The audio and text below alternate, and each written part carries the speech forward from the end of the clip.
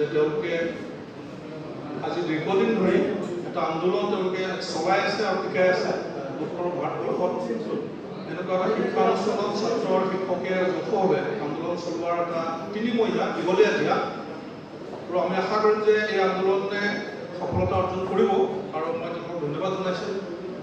আৰু প্ৰথম কথা হ'ল যে আমি এতিয়া মোৰ পৰামৰ্শটো হ'ল যে আমি এটা ষ্টুডেণ্ট চলিডাৰিটি গঠন কৰিব লাগে, ষ্টুডেণ্ট চলিডাৰিটি কমিটি আৰু চিটিজেন চলিডাৰিটি কমিটি।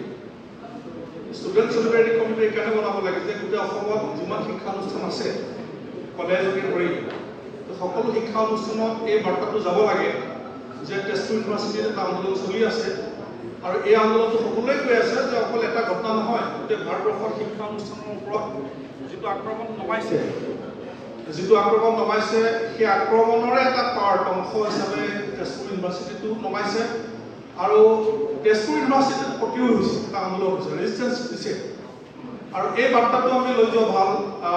কাৰণ এইটো আৰু চবেই কৈ আছে যে অসম আন্দোলনৰ ফলশ্ৰুতিত স্বীকৃত হোৱা এটা শিক্ষানুষ্ঠান হয় আৰু গোটেই ভাৰতবৰ্ষত এতিয়া শিক্ষা অনুষ্ঠানৰ ওপৰত যিটো এটেক নমাইছে, আক্ৰমণ নমাই আছে, তো সেই আক্ৰমণটো ক'ত প্ৰতিৰোধ হ'ব?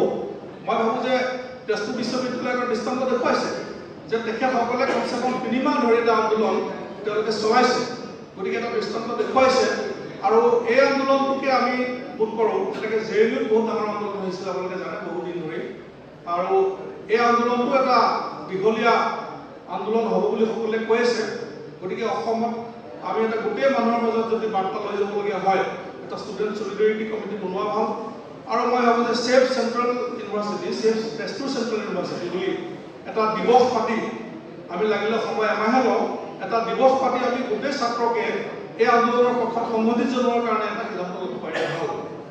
আমাৰ ছেভ এটা তেজপুৰ চেণ্ট্ৰেল ইউনিভাৰ্চিটি ডে এটা পাতি পেলাই, সেইটো এটা মোৰ চাজেশ্যন আছে।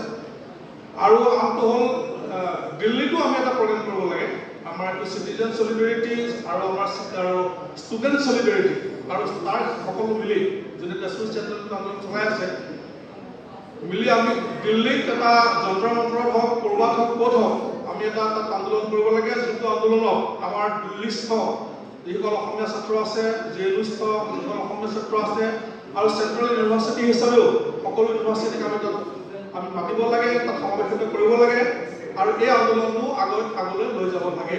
কাৰণ এতিয়া আপোনালোকে দেখিছে যে এইখন চৰকাৰে স্বাধীন গৱেষণা, বৌদ্ধিক গৱেষণা এইবিলাক বৰ ভাল নাপায়। এইবিলাক য'তেই হৈছে তাতে তেওঁলোকে বুলডোজাৰ চলাব খোজে, আক্ৰমণ চলাব খোজে, য'তেই স্বাধীন চিন্তা তাতে আক্ৰমণ। গতিকে ইমান সোনকালে সহজে মানি ল'ব বুলি আমাৰ ধাৰণা নহয়। আৰু অসমতো আমি সেইকাৰণে এটা আজিৰ সভাৰ প্ৰস্তাৱ হিচাপে আমি এটা লোৱা ভাল, তাৰ লগতে গভৰ্ণৰক এখন মেমৰেণ্ডাম দিব লাগে আৰু চিটিজেনসকলে মই ভাবোঁ চিফ মিনিষ্টাৰৰ হস্তক্ষেপ বিচৰাটো ভাল, কিন্তু আমি আশা নকৰোঁ যে তেওঁ ভালৰ ফালে এটা হস্তক্ষেপ কৰিব হস্তক্ষেপ। আৰু আমি আন্দোলনৰ পথটো ল'ব লাগে, আন্দোলনৰ জৰিয়তে চেণ্ট্ৰেল ইউনিভাৰ্চিটি হৈছে আৰু সেই আন্দোলনৰ জৰিয়তে আমি চেণ্ট্ৰেল ইউনিভাৰ্চিটি ৰক্ষা কৰিব লাগিব, তাৰ গণতন্ত্ৰ ৰক্ষা কৰিব লাগিব। আৰু ছাত্ৰসকলে যিটো কৈছে যে সকলো গণতান্ত্ৰিক পৰম্পৰা ভৰিৰে গছকা হৈছে এইখন ইউনিভাৰ্চিটিত। গতিকে সেই পৰম্পৰা আমি ৰক্ষা কৰিবৰ কাৰণে অকল ছাত্ৰৰ দায়িত্ব নহয়, মই ভাবোঁ অকল তেজপুৰ ইউনিভাৰ্চিটিৰ ছাত্ৰসকলৰ দায়িত্ব নহয়, আমাৰ অসমৰ সকলো ছাত্ৰৰে সকলো নাগৰিকৰে দায়িত্ব আছে আৰু এই দায়িত্ব পালন কৰিম বুলি আমি প্ৰতিশ্ৰুতি দিলোঁ আৰু এইখিনি পৰামৰ্শ জনাই বক্তব্য সামৰণি মাৰিছোঁ। সকলোকে ধন্যবাদ, নমস্কাৰ।